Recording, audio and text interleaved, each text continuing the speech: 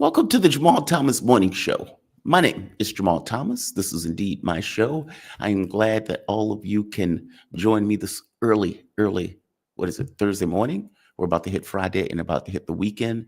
I am excited. My phone is finally here and I finally get to be able to contact people. This has been a pain. I want to give a shout out to Mama Thomas. She has been instrumental, has been my secretary for the last couple of days, reaching out to people on my behalf.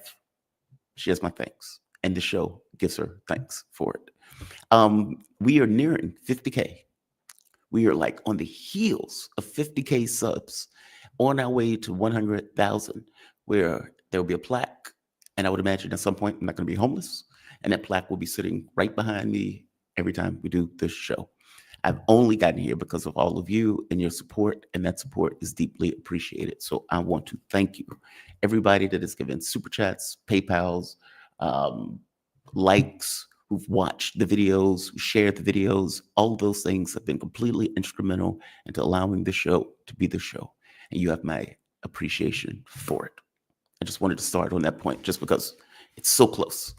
A lot of big news. And I guess the biggest story that's probably going to be coming out today has to do with the New York Times piece about Trump rejecting Israel's plan to attack Iran. Now, this story is fascinating. And this story hits upon something I was actually having a conversation about Mama Thomas with yesterday. As I pointed out to her, I don't know what is in Trump's mind. I don't know if anybody does. But one of the most interesting elements of this administration that I have ever seen, and I've never seen it take place in any other administration, is Witkoff. Witkoff is Donald Trump's envoy. Donald Trump has effectively sidelined the State Department. And you have to ask the question, why? That's weird, right? If you look at any other administration, Blinken, Joe Biden used to send him all over the place. But again, he was Secretary of State, even though he acted like Secretary of Defense, Department of War. If you look at Bill Clinton, if you look at any of those other administrations, Obama, any of them, they used the State Department as the State Department to deal with issues of state and go and talk to world leaders and those type of things. Yeah, you might have had diplomats and envoys, but it was the State Department that effectively did that job. Rubio is head of the State Department, but Rubio has been sidelined. All of the others have been sidelined in favor of Witkoff. Witkoff got the fake deal with Israel. Witkoff talked to Putin like 3 different times. Witkoff flies to Oman to have conversations with Iranians. He's going back this weekend. And Witkoff is going to Paris with Rubio to talk with the European leaders on issues of the Ukraine war. Witkoff is ubiquitous in this administration, as I was pointing that out to my mom. And my thing is, why? When you see an anomaly, the anomaly on some level gives clues to something deeper that is effectively taking place in whatever that anomaly presents itself. Either there's a flaw in your logic or there's something deeper that's taking place. And as I was pointing out to her, he clearly seems to be Trump's man. Meaning the only reason you would use Witkoff like that is, I trust that guy. That guy is taking my point of view. He is going out and he's doing the job that I am sending him out to do. I don't know about these other people. I don't know if I even trust these other people. They have their own priorities. Witkoff is not part of the blob. He's not an ideological actor. He's for the most part a realist. And he is going out and doing exactly what I tell him to do, and I trust him to go out and do it. Rubio is a neocon. He has ideas in his mind. He's an ideological actor. All of these other people are ideological actors.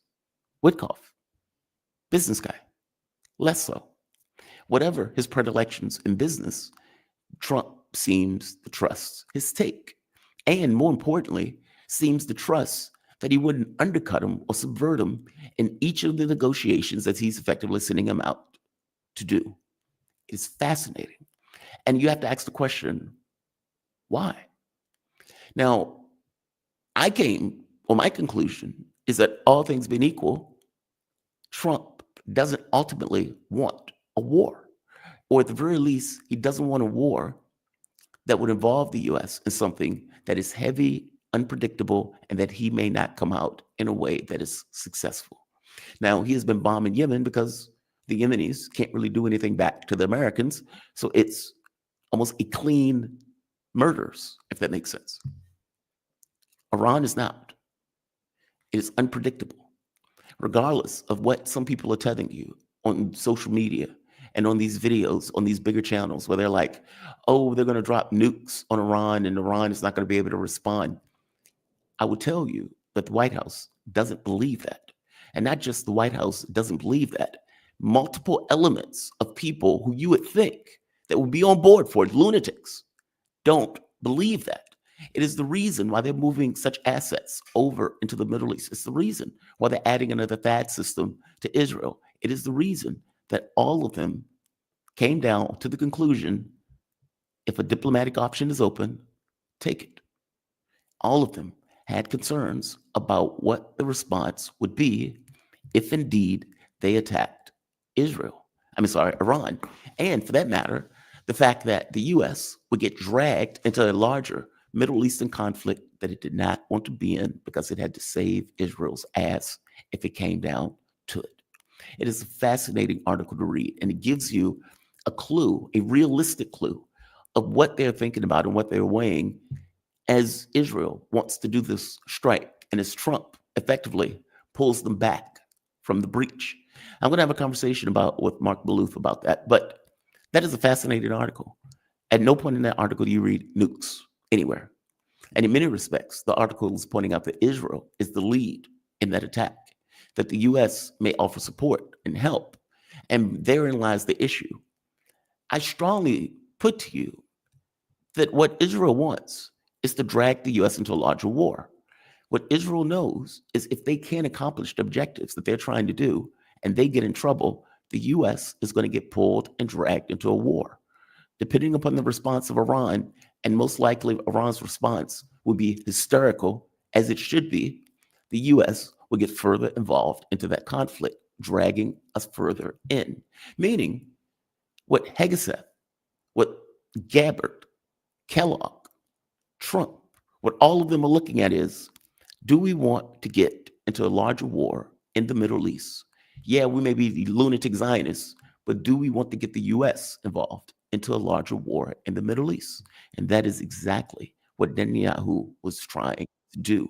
And that is exactly what Donald Trump told him no on. It is a fascinating piece. I suggest all of you read it. I'll go through it with Maloof. The other interesting story has to do with what is taking place in Europe. Oh, not even Europe. Trade war. I've made this argument, and some of you in the audience disagree with me on this. And even talking to Alex Craner yesterday, I pushed back on some of the stuff he was saying. But this is not about the U.S. becoming a normal nation among nations. This is about a desperate fight for survival. I agree with Varoufakis on this, where the U.S. is being challenged for the very first time and is insecure in the face of that challenge and is freaking out in the same way that they try to exert this kind of power in the Ukrainian conflict and was not able to exert this American dominance in the Ukraine conflict. The same thing's happening with this trade war. Donald Trump had this belief that the United States apparently was untouchable. He could have a trade war against the entirety of the world. And in having this trade war with the entirety of the world, that he would be able to maintain what's the internal integrity of the nation and of the state as he did this. Well, that didn't happen. Markets started to freak out. When those markets started to freak out, Donald Trump just blew it off. Markets were falling 1,000 points a day. He blew it off. And then the treasuries weren't being bought and they were being sold. And they freaked out and he flinched and he pulled those back to 10%. Okay, so you didn't have the power economically in the way that you thought you did. China, for its part, said, F off. We're not going to take a back seat to you. You're not the boss of us. We will fight you on this front. And so what started off as this dominant play ended up with Donald Trump being trapped into a trade war of his own making that he can't extricate himself out of because he doesn't necessarily want to look weak. And yet he had to flinch. And he flinched on this very issue of electronics, which two-thirds or three-fourths of which come out of China. On top of that, China continued to escalate. We're not taking your beef. We're not taking your Boeing Airlines. We don't want your movie coming to this country.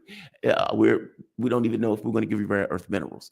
One item after the next, China escalated. They upped their tariffs, I think 125%. Trump has a ludicrous number of like 200 and something percent. Okay, whatever. What's more interesting, or what's just as interesting, is what is happening to the stock market in the US versus what is happening to the market in China, and what is happening to the dollar. The dollar has depreciated 8.5% just within the time frame that Donald Trump has been in office, meaning the dollar has plummeted in value. And it puts you in the mind of what was happening in the UK, where they were coming out with this kind of ludicrous domestic policy, and you can see the pound drop. Every word, every syllable, it would drop another point, another point, another point, till it was literally almost even with the dollar. I would tell you that the pound was like $2 to $1, meaning 1 pound equals to $2. The fact that it got all the way down to nearly the dollar is astonishing. I'm pointing out that the system cannot support and bear the weight of what Trump is trying to do. And you see it in one metric after the next. And you hear it coming out of people as they're talking about it, but I don't think they're really giving the full honest truth, because I don't think they want to scare the shit out of America. The truth of the matter is, a weaker dollar means when you buy stuff, it is more expensive.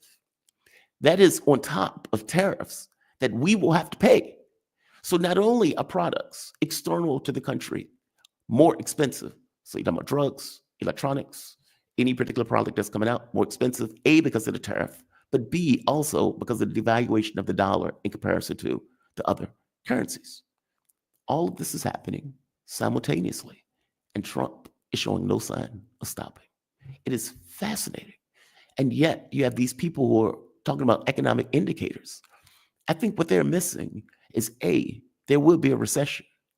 B, on top of the recession, the amount you pay for products will go up. A, because of tariffs, and B, because of the weakening of the dollar that doesn't necessarily seem to be stopping anytime soon. This is a disaster. This is a disaster. They are also trying to pass a budget that is going to put like $20 trillion on the debt in order to give themselves tax cuts. Now, in the tariff war, Trump is stuck at this point, unable to extricate himself, with China being defiant, calling us peasants, and pointing out we don't care about the 15% that we have in exchange. We don't care. We'll take it to the bitter end. The US is trying to get allies to isolate China economically. So, hey, I'll work with you on tariffs, but you can't trade with China. And you can imagine many countries are like, dude, we're a sovereign country. You're not going to dictate our foreign policy or domestic policy in this way, because that is exactly what he is trying to effectively do. Britain is like, we're not changing our policies. We're going to work with China. China has sent envoys to the European Union in order to make deals with the European Union and open their market, saying, look, the US is the one who's trying to slit your throat. We are the one that open for business. Work with us. They're solidifying their relationships in Asia or South Asia. You can imagine the global South, and you can imagine the BRICS countries. Now, whatever deal he makes with Russia, he's in a war for economic primacy. Zero sum. Nobody told him to do it. Purely insecurity, purely this idea of desperation, but he is in a war for economic primacy. And it is unclear whether the United States is going to win that war for the first time in recent memory. I want to go to my guest. He's here. I see him, the man himself, Dr. Wilmer Leon. He is a radio host, political analyst, political scientist, nationally syndicated columnist, and host of Connecting the Dots on YouTube. But you also have a serious radio show that I cannot think of the name for whatever reason. Inside the Issues. Inside the Issues. Thank you. How you doing this morning? You doing okay? Man, I'm doing well. I'm doing well. Thank you for asking. And how about yourself? I'm doing well. I was in the mornings, like I guess I mimic my monologue, and I try to give them the top stories of the day, which are the ones that are important, to give a little bit of context into the stories that we're going to dig into over the course of the show. The Iran thing is super interesting. Um, the economic war to me is fascinating. Mm-hmm. The U.S. has never been challenged directly in this way, where another country is like, "You're not the boss of us. We're not taking this. We we're not going to take a back seat to you." And more to the point, we believe that economically we can stand toe to toe in regards to what you can dish out, and we are willing to go to the bitter end in doing so. And to get the U.S. in such a position where they can't deal with it one to one, and so they're going to other countries to say, "Hey, I know we were saying that you were vassals. I know we were saying that Canada was going to be the 51st state. I know we were saying we're going to take Greenland. I know we sent Vance to browbeat you in Europe, but we need your help." That is amazing. He's alienated all of these countries while simultaneously needing help from all of the countries that he's effectively alienated. Just astonishing. Give me a take on that. That wasn't the story of what you're on for. It's on my mind. And so I might as well, you could talk about all this stuff. Well, give me a take on that.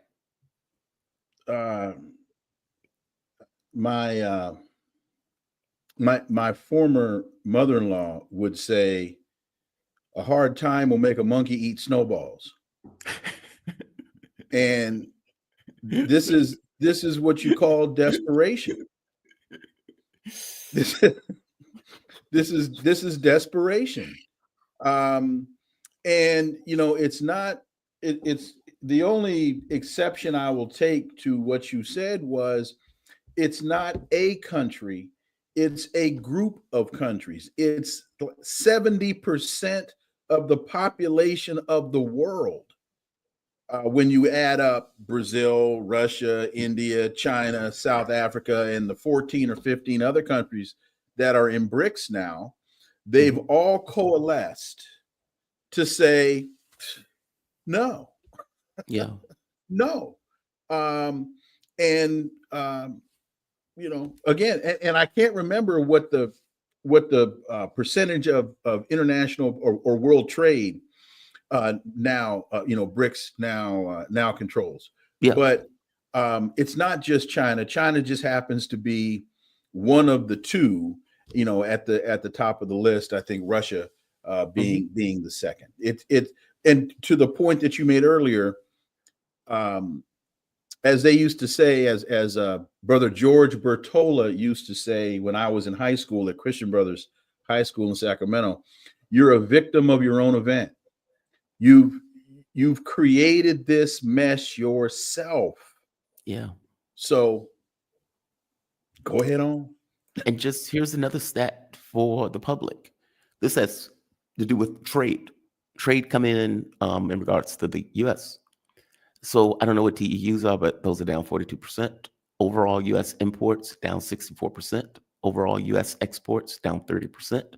U.S. imports from China down 64%. U.S. exports to China down 36%. These are not positive metrics. No, these are very negative metrics, and these things are going to have consequences. And my YouTube show is called Connecting the Dots, and I think it's important for people to never lose sight of, not only is the most current iteration of this a creation of Donald Trump, but the United States deindustrialized itself. Yes. And starting in the 70s. And China, because they had 1 billion people and they were trying to raise the standard of living in their country, they were trying to bring people out of abject poverty, China willingly took the manufacturing that the United States no longer wanted because they were in search of cheap labor. Well, again, you created this mess yourself. You cannot grow an economy without a manufacturing base. Right. You don't have to have a PhD in economics to know that. So again, you created this mess yourself. China gladly took, I won't even say took advantage of it. They just did it. Yeah, we're here. And you asked them to do it, and they said yes. And now they're doing it at a rate, at a level, in a manner that the United States could never do, because it's the difference between naked predatory capitalism versus capitalism with Chinese characteristics. So when your industrialists take all of their profit and hoard it for themselves, instead of having an economy that is managed by the government, that invests that profit back into the country, into the people, into training, into education, into R&D. When you don't do that, this is what you get. So, and their response is to blame China. You get what you get, and you don't get upset. Their response is to blame China. It's like, how dare China do? And it's like, dude, your oligarchs did this to you. Right. Call it what it is. Like, it is a rational act. That's the rub. Like, it's not like, oh my God, I can't believe this happened.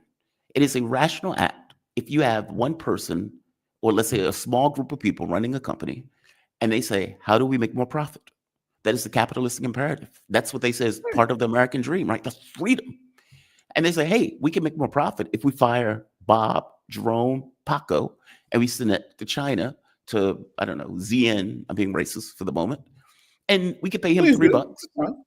We fired Paco, Jerome, and Tyrone for $20, who are making $20 an hour.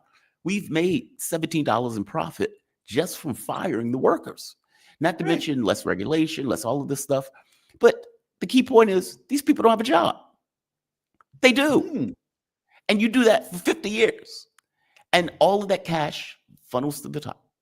It is a rational act if you have an economic system that prioritizes this notion of profit being sucked to the top.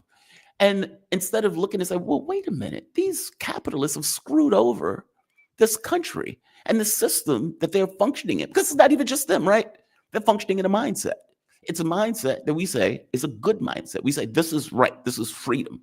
Mm-hmm. And then they function in that mindset. And then we blame China because we can't look at ourselves and say, okay, we screwed up. Maybe this wasn't right. Maybe this needs to be done in a different way. That's not the response. His response is, I need to prove and assert dominance. My gonads, my penis is bigger than yours. And I'm going to show it on the economic stage, on the international stage. Mm-hmm. And China's like, no, it's not. It's fascinating. Like, I've never seen. Or China saying it might be, but it doesn't matter. Right. Right. Right. I'm just saying that's another possible response. Yeah. And here's really why I said that, is because from a militaristic or a military perspective, the United States has the world's largest fleet of aircraft carriers. And so we believe that we can project our dominance anywhere in the world by sailing the Eisenhower carrier group or the Gerald Ford carrier group into a space, into the Mediterranean. And the Houthis, who don't have aircraft carriers, they say, yeah, your penis is bigger than ours, but it doesn't matter. Yeah. Because we've got and now you have Russia launching this new fleet of submarines that are titanium, that are made of titanium, so they're lighter, they're more maneuverable.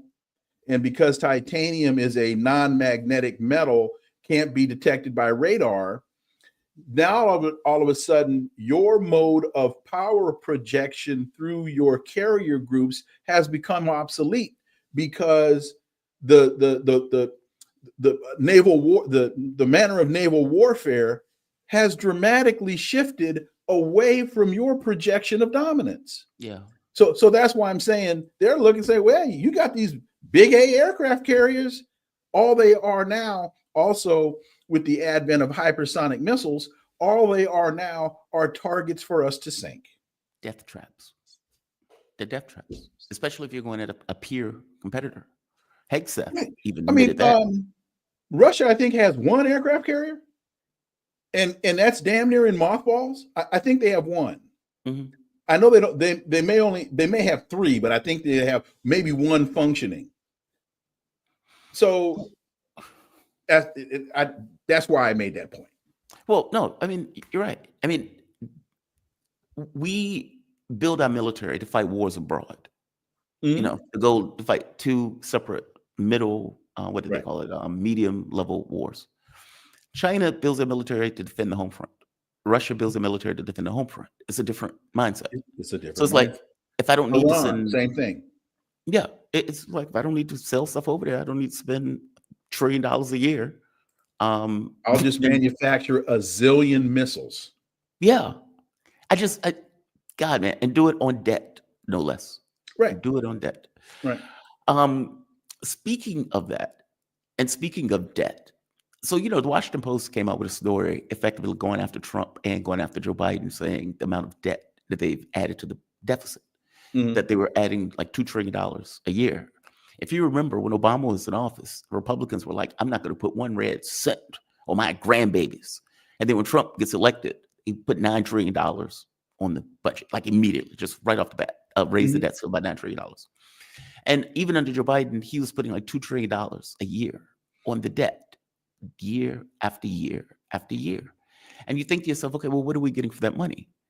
It's hard to see what you're really actually getting for the money. Somewhere, Joe Biden has come out of the nursing home and has come out and made a speech against Trump. And part of the speech that he was effectively going after Social Security, in fact, part of it right here, but he was going after Social Security, which legit. I mean, they are dismantling Social Security, Medicaid, Medicare. They're doing that. Republican playbook. But one of the things he also pointed out was Trump supporters don't have a heart. And I kept thinking to myself, Genocide Joe, who was supporting a genocide for a year and a half of his term in office and paying 70% for it, defending it in the UN Security Council, defending it in the media, going after kids who are actually fighting against that genocide on campus, is now coming out and saying somebody else doesn't have a heart. Pot meets kettle. This is part of Joe Biden's speech from yesterday. There were a few gaffes, but this is a little bit of it. People are now generally concerned for the first time in history, for the first and only time in history, that Social Security benefits may be delayed or interrupted. Folks, let's put this in perspective. In the 90 years since Franklin Roosevelt created the Social Security system, people have always gotten their Social Security checks. They've gotten them during war. Okay, he's going too slow. The audience is going to go to sleep. I'm sorry. What'd you say? Yeah, exactly. Exactly, right. I'm sorry. I wasn't snoring, was I? Yeah. It's not that his point is wrong. I just don't know why Joe Biden is here. And I don't know why Democrats need him, who resurrected him, to kind of do this. Like, what is his purpose? Does he feel like this is the moment that I'm going to push back against Trump? If you notice, Obama never really did that. Obama was like, I'm out of it. Even when Obama was putting the whisper campaign to put a knife in Joe Biden, it was a whisper campaign from behind the scenes. He didn't put himself out in the limelight. Are things that desperate where Joe Biden needed to be resurrected like a vampire to come out and make this slow, plodding speech? Now, there are times when he gets very aggravated in that speech. He's like, people should have dignity. And he was like flipping out in his speech. But I just kept thinking to myself, why are you here? It's not like you solidified Social Security or expanded it. It's not like you increased the minimum wage. You, more maybe than anybody else, was directly responsible for Donald Trump getting elected. And that's in two parts. One, not wanting to get out of the race. B, telling Kamala Harris, no daylight kid, basically, you're going to be with me 1-to-1, just regardless of how unpopular I am in the thing, and invoking Kamala Harris as opposed to having a convention to try to choose the better candidate. So it's like he's resurrected from somewhere when he himself is probably the most guilty suspect in getting Trump elected. Well, you asked, are things that desperate? Yes, they are. I believe that there right now would be a space for Joe Biden if he were actually saying something relevant. Mm-hmm. If he were actually putting something substantive on the table. But once again, like the other Democrats, in the words of that brilliant African-American philosopher, James Brown, he's talking loud and saying nothing. Or in the words of those brilliant African-American philosophers, Cameo, he's talking out the side of his neck. There's a piece in Al Jazeera talking about Biden's speech. Mm-hmm. Some Democrats had misgivings about Biden's speech, saying it might be better for him not to re-enter the political fray. Karen Finney, a Democratic strategist, said many Democrats are concerned that Biden's appearance will distract from the political and economic blowback Trump is getting for triggering a trade war and imposing tariffs on other countries. We are finally beginning to see cracks in the armor in terms of Trump's policies, Finney said. Karen Finney, Democrats aren't offering anything. So any port in a storm, any warrior in a battle, Joe Biden's all you got. I mean, But you know what I'm sorry to interrupt. You know what she's saying though, right? Basically, don't do anything. Right. Don't say anything. Right. Leave a void and let him drown himself. Yeah. Not only should we be hearing from Joe Biden, we should be hearing from Barack Obama. We should be hearing from Bill Clinton. We should be hearing from George W. Bush. Even HW, if they could resurrect him. And we should be hearing from Franklin Roosevelt and Abraham Lincoln. We should be hearing from every damn president, because this is all hands on deck, man. This is catastrophe on the horizon. Donald Trump is talking about sending Americans to El Salvador. Yeah.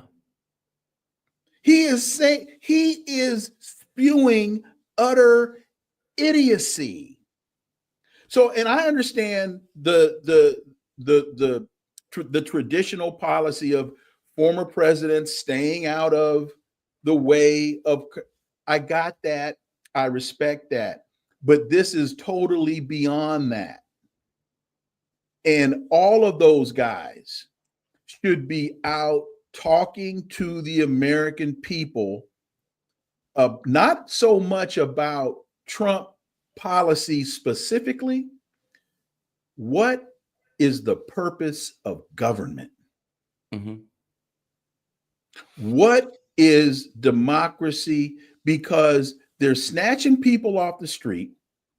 They are attacking the First Amendment, and they're trying to use anti-Semitism as the bludgeon for doing so. Even prominent members of the Jewish faith are saying, for you to be using anti-Semitism to attack the First Amendment, that is anti-Semitic. So I don't have a problem with Joe Biden out there. The problem I have with Joe Biden out there is he still isn't saying anything. If he were saying something, I'd be with him 1,000%. But they're still stuck on stupid. They're stuck on not saying anything. And if I could make one more point, please. when you listen to Hakeem Jeffries, when you listen to who's the guy down there in Louisiana with the LSU shirt on all the time, Bill Clinton's advisor.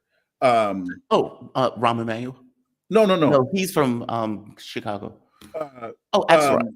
Axelrod. No, not David Axelrod. He's from Chicago too. From Louisiana, the Raging Cajun. It's the economy. I know you're talking about Carville. James Carville. When even Nancy Pelosi said early on, we don't have to do anything. Wrong as the day is long. They believe that the anger and the ire that is manifesting itself at these town halls with these Trump supporters, they seem to believe mistakenly that those angry Republicans, those disgruntled Republicans, will default to the Democratic Party. They're tripping. Yeah. When you look at the data, 27% of the Democrats polled, they don't like it. I mean, only 27% of the Democrats polled like the Democratic Party. Right. They're tripping. And only 2% of Trump supporters regret their vote. At this stage of the game. Like only at this stage of the game. That's going to change by August. The catch, though, independence was like 33%. Right. Like it was it was huge. In fact, it was historic in regards to the number of independents that was against this administration, against Trump on this, the negatives. And when you look at the key thing that got Donald Trump elected, the economy, through the floor. I would quibble with a few things, though. Okay, wait a minute. It is very difficult. One more point. If you look at this in the context of a ground war, right now, Donald Trump is losing ground. Now is the time for the Democrats to be taking ground instead of sitting back, looking at the vast expanse and saying, whole lot of land out there. Ain't it pretty? They need to be marching forward with spears and bayonets, taking ground, and they're not. So, a few things. Okay. Democrats, at least from my conclusion, they want to win in a context. Right. And if they can't win in that context, they're okay with losing. So if you say, hey, this guy can win, he may call himself a socialist, he may have wild hair, you may think he's a radical, but he can win. They would say, that's okay, we don't want to win with that guy. We'd rather lose. This is Chris Matthews, right? Where Chris Matthews famously came on, it was like, if Sanders takes it, he's going to take it for a generation. We prefer to lose. I mean, we may be better to lose to Trump as opposed to giving it to Sanders in that way. That's the way they think. I've spoken to Democrats who thought the exact same way.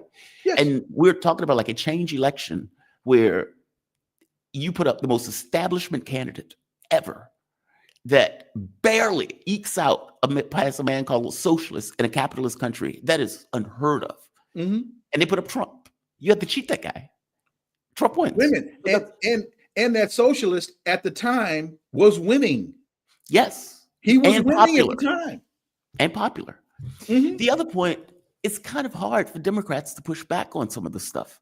Yeah, it's true that Donald Trump is doing this kind of censorship thing, but I don't know if you saw the documents that was released by Tulsi Gabbard showing the censorship regime that Joe Biden was creating, that was going from the standpoint of jobs, that was looking at people's military history, that was looking at their social media history, that was looking at like all of these things, working with social media companies and fusing all of that into effectively a censorship mechanism that they were going to effectively use going forward. Okay, that's terrifying. That's terrifying, right? Mm-hmm. And so you get your flavor of censorship on Trump end of everything is anti-Semitism if you say anything about Israel, which is nonsense. And then you get it on the other end, well, if you say anything about Ukraine, if you say anything about COVID, if you say anything against the prevailing narrative that we're effectively running with, we're going to say it's propaganda, and we're going to say that that needs to somehow be shadow banned or censored. That is terrifying.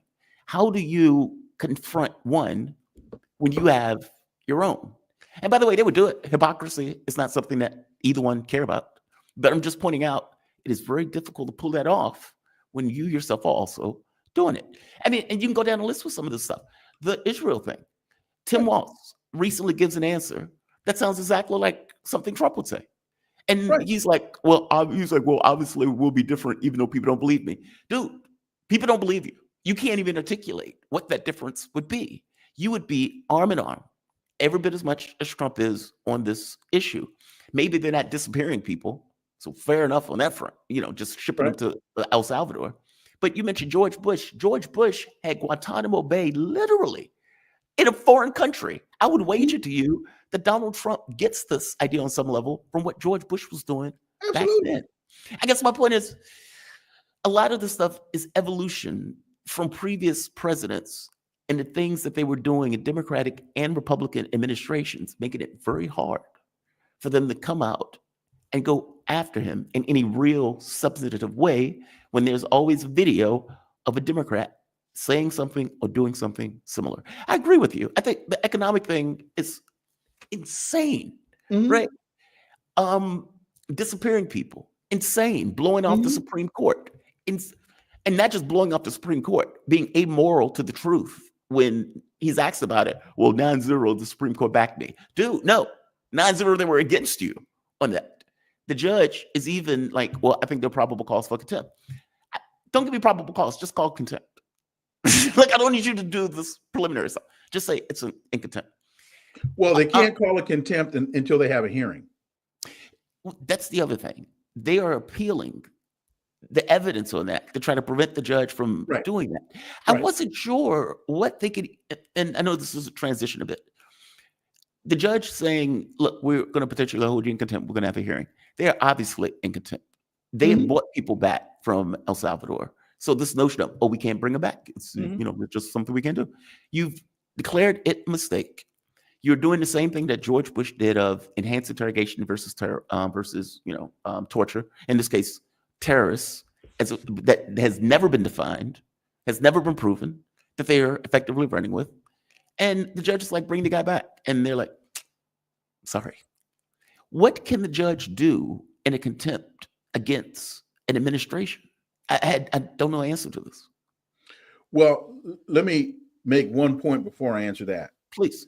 And that is, I've said this before. I think I've said this on this show before. And to what you just talked about, the inconsistencies in the arguments when you start presenting the other presidents, what I didn't say today, but I've said many times, you and I are on exactly the same page, which is why they need to say they're wrong. That's hard. That's hard. Yeah, that's life is hard. Life is hard. But here's the thing. They're wrong. Yeah. So they need to start the conversation by saying, we hear you. We were wrong. And now this is where we need to go.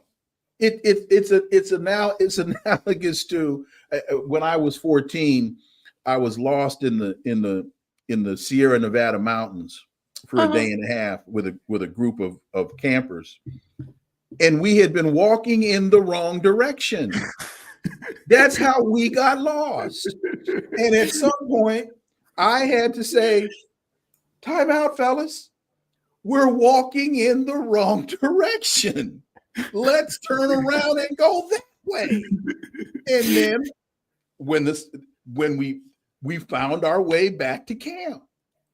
But hey man, you gotta admit you're wrong. You've got Bernie Sanders shows up somewhere and 40,000 people show up and what do they say? You're wrong. Yeah. They're in Iowa. What's the old senator's name? 2 days ago. He's like 91 years old. He's the oldest guy walking. Is it Chuck Grassley? Huh? Chuck Grassley. Chuck Grassley. Yeah. And room full of people. And what were they telling Chuck Grassley? You're wrong. Yeah. So it's not some divine revelation. Looking at the numbers, looking at the data, looking at the results, you're wrong. So sometimes you gotta bite the bullet, and sometimes the true demonstration of intelligence is the ability to recognize when you've made a mistake. And so I just go through that to say you and I are not, we're on the same page. I just did not make that statement this morning, but I've said it a number of times. The first thing the Democrats have to do is come out and say, we hear you. We were wrong. Here's what we're proposing now to right the ship. You can't continue to maintain course and speed. You are going to, the Titanic is at the bottom of the ocean. Why? Yeah. Because they ignored that big ass block of ice in the middle of the damn ocean. Now, to your other question, which now I forgot what the other question was. Well, it's worse than that. They thought it was unsinkable. Why do we need to care about the iceberg, right? Arrogance. We're unsinkable. Arrogance. Yeah. That their arrogance in believing they had created something nature could not sink. And they found out what? They were wrong. Yeah. And that's why they're now down at the bottom of the ocean. They're wrong. Dying empire. And hey, and my folks were very clear with me throughout all their lives. The one thing about wrong, it's always wrong. Yeah. So your other question was, now I can't remember. Like, what could they do? And real quick, one last point for this.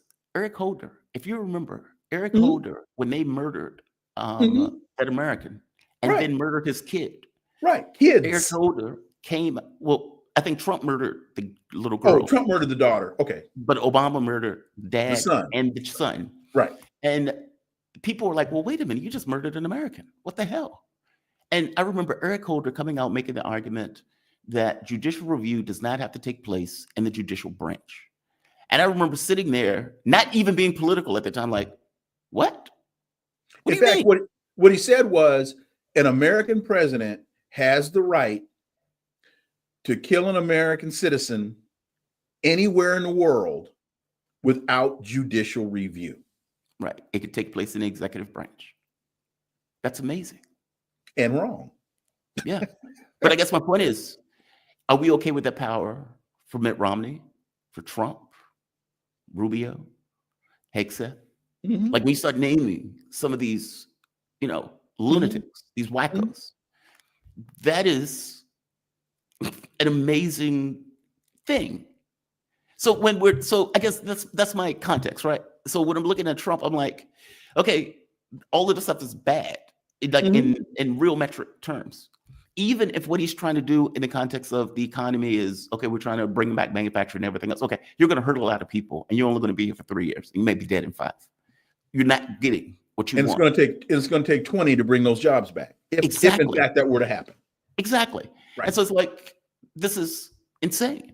Right. But many of the other presidents asserted those powers in many respects too, that Donald Trump is effectively pushing the limits of. I don't know. I'm sorry. It's fascinating. And before I let you go, I did want to get to the judge thing. Yes. What powers? I mean, the Supreme Court has said that Donald Trump was a king. So what powers does this judge have to hold in contempt? Let's say the judge says, I'm holding you in contempt. What does that mean in the context of an administration? Well, in today's context, I don't know the answer to that question, because to your point, the Supreme Court already played the wrong card when they gave the president unlimited immunity, saying that the president cannot be I forget the terms they use, but you can't go after the president while he's in office. So that's why I think the judge asked the question on Monday or Tuesday, who was responsible for making the decision to ignore my order? And the DOJ's attorney said, I don't know.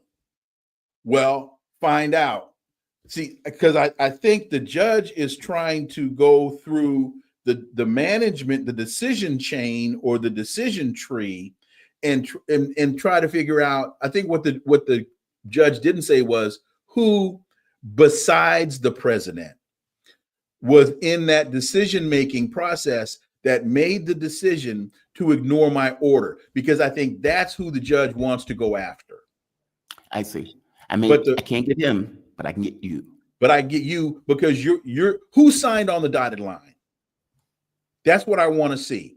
Who signed for this loan, for this refi? Because the person whose signature is on the loan document is the person we're holding responsible in going after to make this loan right. I'm using that as an analogy, of course. So so that's why I think the judge asked the question, who made the decision to ignore my order? And because I think that's who the judge is looking to go after.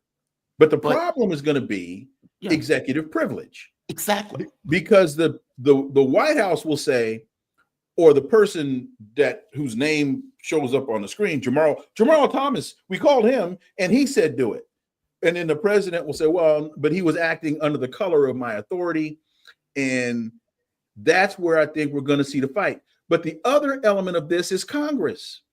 Congress has abdicated its responsibility in not upholding their obligation of check and balance.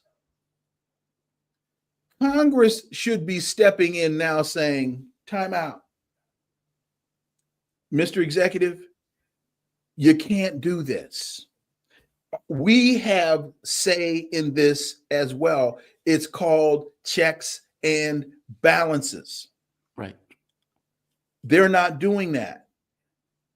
And that is what is also contributing greatly to this problem. Dr. Wilmer Leon. Can I make one more point? Please. You're more than welcome to, please. Again, connecting the dots. Shameless plug for my YouTube channel. Connecting the dots. When Barney Frank and John Lewis and I think Emmanuel Cleaver, I think it was Emmanuel Cleaver, were walking across the Capitol grounds on their way to vote, and those Tea Party people, remember Tom Tancredo and We Want Our Country Back? Mm-hmm. When they were spitting at John Lewis, calling him a nigger, and they were calling Emmanuel Cleaver a nigger, and they were calling Barney Frank a faggot, Mitch McConnell said nothing. Lindsey Graham said nothing, because they knew that those Tea Party people were their constituents and they did not want to alienate any part of their base. And their silence was acquiescence.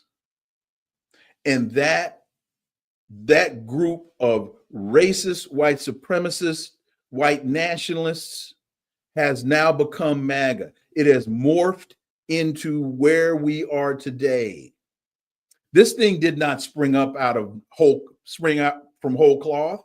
It grew over time as those that could have said, they don't represent us. There's no place in our politics for this. They didn't do that. And now Frankenstein has taken over the village. And now they're sitting back wondering, oh, what are we to do? I don't know. What are we to do?